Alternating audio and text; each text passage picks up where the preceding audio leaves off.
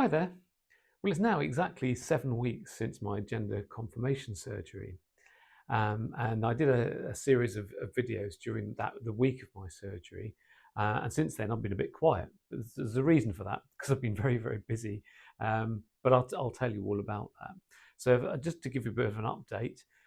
So, during the surgery week itself, I wasn't in much pain at all. It's probably on pain score of out of 10, probably about 1 out of 10. It was actually really good, apart from when they ripped off the pressure dressing, which was excruciating. That shot right up for that part of it, but the rest of it was actually not very painful at all.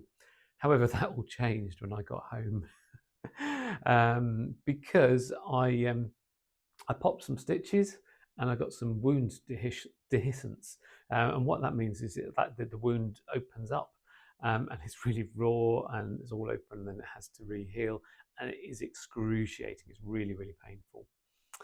And so my pain score went from being a 1 up to 8 out of 10. It was just like that. And it was like that for several weeks. It was horrendous, actually. It wasn't good. And then eventually it came down, a few weeks ago, it came down to about 6 out of 10, then a 5 out of 10. And then last week it went to a 4 out of 10. So it was going really, really well. But then I also had some what's called granulation tissue, which inside my vagina, which means it's sort of like where it's overhealing effectively, and you get bits of blood that are all together, and then that usually comes out after dilation or during dilation, or just when you're douching, that's painful as well.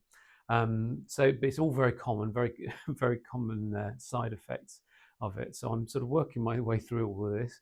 It's all perfectly normal, but not great. But the dilation itself is relentless and it's very tiring, time consuming, and it's frustrating as well.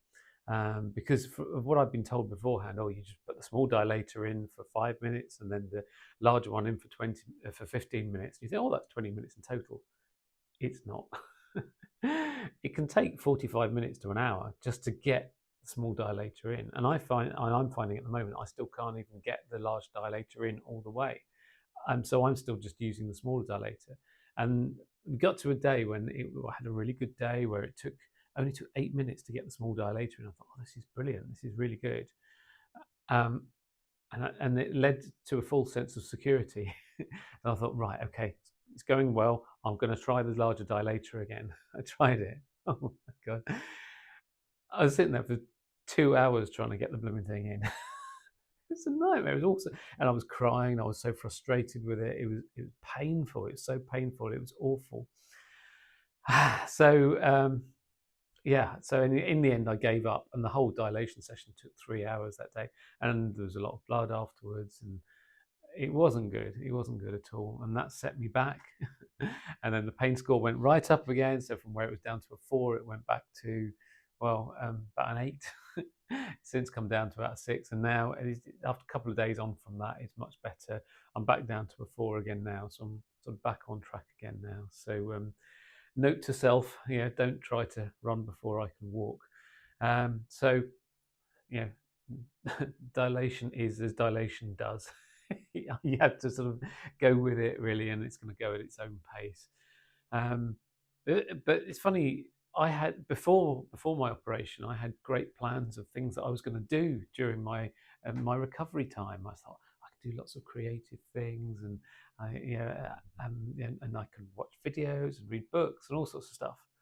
I haven't done any of that at all, purely because I've been so busy. It's not like any recovery from any other operation at all. I'm just so busy. So a typical day for me. So I'll get up at 6 o'clock. I'm still on high doses of paracetamol and ibuprofen, on the maximum doses of all of them, and that has to be taken at certain times of the day. So if you have that, then I dilate, and say that can take a couple of hours, dilate, and then after that, once it's actually in, you have to keep it there for 20 minutes. Then you have to douche, so washing out inside. Then you have to shower. Then you drying off with a hairdryer. Then I have breakfast, and then I had the only time of the day where I can do anything. 2 hour slot from 10:30 to 12:30, where I can actually do something or meet friends. And I've been so lucky. I've had loads of friends who've come to visit me because I haven't been able to get out anywhere, and so it's been brilliant. I'm such a sociable person. I love seeing my friends, so they've been coming over to keep me entertained, to keep me happy. And then it's lunchtime. Then after lunch, 2 o'clock, dilation again, another 2 hours.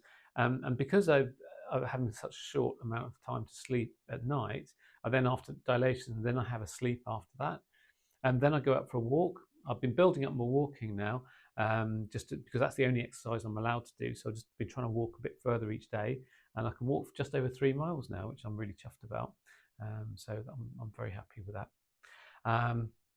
And then I come back, and then it's time for dinner, and then it's dilating again, and then that's at sort of 10 o'clock, and then bedtime. But by the time we get to bed, normally about midnight, and then I start again up at 6 the following day, and that has been my life for the last 7 weeks, and it will be for another few more weeks until I can drop the 2 p.m. dilation. I can't wait for that because I'll have a much more of my life back then.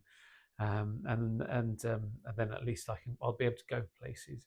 But it is what it is. I signed up for this, and I'm very happy with the results. So it's just a process that I have to go through, and I did underestimate how hard the recovery would be, and I focused more on about the surgery, and I was worrying about the surgery, and I didn't give the second thoughts to the recovery and what was involved in that. So that's why I thought I wanted to let you know about it, really. And going back to the series of videos that I did during my surgery week, it's been absolutely phenomenal response. In total, across all my social media channels so far, there's been a total of over 825,000 views of those videos. It's been phenomenal, absolutely incredible. So thanks for everyone who's been watching those, and thanks for all the lovely messages as well. And I'm so sorry that I haven't been able to reply to everybody because I've been so busy and had such limited time to just do anything. I'm so behind with everything. But along with those lovely messages, I've also had lots of hateful messages as well, and people commenting about my voice. Oh, why don't you have your surgery done on your voice as well? And all sorts of other things like that, as well, commenting on my sexuality. Well, firstly, talking about my voice. My voice at the start of my transition did cause me a lot of dysphoria, and I've had lots of voice coaching, and I've learned lots of techniques about making it more feminized. But then I've relaxed much more about it now, and it is a lot. It is higher than it used to be. But I'm thinking, well, actually, I'm not putting on an act for anybody. It's I've got a deep voice because I've been through male puberty. And my journey is about authenticity. That is my voice. People know that I'm trans. I couldn't be more out if I tried, let's face it. So everyone knows that I'm trans anyway. So that's the reason I've got a deeper voice. And I've come across a lot of cisgender, that's non-trans women, who've got far deeper voices than mine, often because they've been smokers for a long time. So I think, well, actually, I'm cool with it now. I'm okay with it, so it doesn't bother me. But it obviously bothers some people. But that's their problem, isn't it? In terms of my sexuality, people commenting on that, gender has nothing to do with sexuality. They're completely separate entities, and they're not linked. In my case, I've always been attracted to women, and I still am. It's just that the labels changed. So previously, I was labelled as a heterosexual man. Now I'm labelled as lesbian. Feels no different to me. I'm just attracted to women. That's all it is. That hasn't changed, so it's not a big deal. It's just what feels right, isn't it? And as well as the hateful comments as well that I've had, some people have even gone to the effort of making podcasts and hateful videos about me as well, about this, about my series of videos during hospital. And I can't believe that people haven't got better things to do with their time. But there you go. It doesn't bother me at all. That happens all the time. It goes right over my head. But anyway, overall, although it's been a really, really tough 7 weeks, and I've still got a few more tough weeks to go, I'm really, really happy with the results. Fantastic.